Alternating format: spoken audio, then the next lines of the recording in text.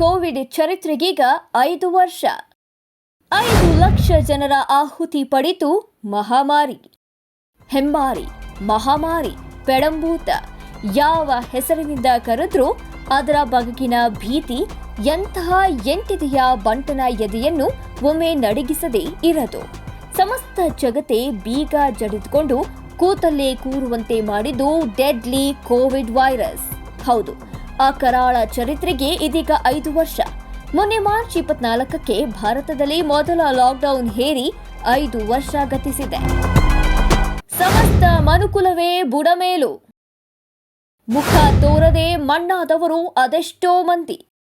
ಒಂದಿಡೀ ಪೀಳಿಗೆಯ ಸ್ಮೃತಿ ಫಲದಲ್ಲಿ ಅಚ್ಚಳಿಯದಂತೆ ಉಳಿದು ಬಿಟ್ಟಿದ್ದ ಈ ಮಹಾಮಾರಿ ಕೋವಿಡ್ 2020ರ ಜನವರಿ 30 ಕೇರಳದ ತ್ರಿಶೂರಿನಲ್ಲಿ ಮೊದಲ ಕೋವಿಡ್ ಕೇಸ್ ಪತ್ತೆಯಾಗಿತ್ತು.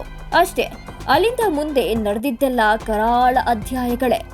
ಸಾಲು ಸಾಲು ಕೋವಿಡ್ ಪ್ರಕರಣಗಳು, ಪರಿಹಾರೋಪಾಯವಿಲ್ಲದೆ ರಾತ್ರೋರಾತ್ರಿ ಸಮಸ್ತ ದೇಶಕ್ಕೆ ಬೀಗ ಮುದ್ರೆ. ದುಡಿಯೋಕೆ ಕೆಲಸವಿಲ್ಲ, ತಿನ್ನಲು ಹೊಟ್ಟೆಗೆ ಹಿಟ್ಟಿಲ್ಲ. ಎಲ್ಲಿಂದ ಇನ್ನೆಲ್ಲಿಗೂ ಬಂದು ದುಡಿದು ತಿಂತಿದ್ದವರ ಬದುಕು ಮೂರಾ ಬಟ್ಟೆ.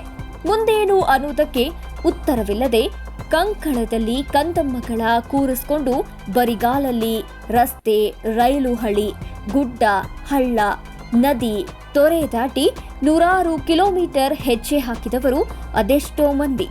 ಇತ್ತ ಮಹಾಮಾರಿಯ ರಣಾರ್ಭಟಕ್ಕೆ ಸಿಲುಕಿ ವಿಲವಿಲ ಒದ್ದಾಡಿ ಪ್ರಾಣ ತೆತ್ತವರೆಷ್ಟೋ.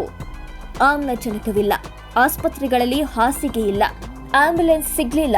ಹೀಗೆ ಜೀವ ಕೊಟ್ಟವರು ಅದೆಷ್ಟೋ ಮಂದಿ. ಸಾವನ್ನಪ್ಪಿದ ತಮ್ಮವರ ಮುಖವನ್ನು ಅಂತಿಮವಾಗಿ ನೋಡುವ ಭಾಗ್ಯವು ಅದೆಷ್ಟೋ ಮಂದಿಗೆ ಸಿಗ್ಲೇ ಇಲ್ಲ. ಮತ್ತೆಂದು ಮರುಕಳಿಸದಿರಲಿ ಕರಾಳ ನೆನಪು. ಹಳೇದನ್ನ ಮರೆತು ಮುನ್ನುಗ್ಗಲಿ ಬದುಕು. 5 ವರ್ಷಗಳ ಸುದೀರ್ಘ ಪಯಣವನ್ನ ಮಾಡಿಯಾಗಿದೆ. ಮಹಾಮಾರಿಯನ್ನೇ ಗೆದ್ದವರು ಈಗ ವ್ಯಾಕ್ಸಿನ್ ಹಾಕಿಸಿಕೊಂಡು ಗೆದ್ದು ಬೀಗಿರಬಹುದು. ಬಟ್ 5 ವರ್ಷಗಳ ಹಿಂದೆ ಆ ಕರಾಳ ಚಹರೆ ನೆನಪಿಸಿಕೊಂಡ್ರೆ ಲಾಕ್ಡೌನ್ನಿಂದ ಬಿಕೋ ಎನ್ನುತ್ತಿದ್ದ ರಸ್ತೆಗಳು, ವ್ಯಾಪಾರವಿಲ್ಲದೆ ಮುಗುಮ್ಮಲಗಿದ್ದ ಮಾರುಕಟ್ಟೆಗಳು, ನಿಂತಲ್ಲೇ ನಿಂತಿದ್ದ ವಾಹನಗಳು, ಮಕ್ಕಳಿಲ್ಲದೆ ಬಣಗುಡ್ತಾ ಇದ್ದ ಶಾಲೆಗಳು, ಉದ್ಯೋಗಿಗಳಿಲ್ಲದೆ ಕಳೆಗುಂತಿದ್ದ ದೈತ್ಯ ಕಂಪನಿ ಕಚೇರಿಗಳು. ಹೀಗೆ ಸಾವಿರಾರು ನೆನಪುಗಳು, ಲಕ್ಷಾಂತರ ಕ್ಷಣಗಳು, ಒಂದನ್ನು ಮರೆಯಲಾಗದಂಥ ಸನ್ನಿವೇಶ. ಕೋವಿಡ್ ಅದೆಷ್ಟೋ ಹೊಸತುಗಳನ್ನ ಕಲಿಸಿರಬಹುದು, ಅದೆಷ್ಟೋ ಪಾಠ ಹೇಳ್ಕೊಟ್ಟಿರಬಹುದು. 5 ವರ್ಷಗಳ ಹಿಂದಿನ ಈ ರಾಕ್ಷಸಿ ಬೆಳವಣಿಗೆ ಅದೆಷ್ಟೋ ಮಂದಿಯನ್ನ ಇಂದಿಗೂ ಚೇತರಿಸಿಕೊಳ್ಳದಿರುವಂತೆ ಮಾಡಿದೆ. ಅದೇನೇ ಇರಲಿ, 5 ವರ್ಷಗಳು ಗತಿಸಿ ಹೋಗಿವೆ.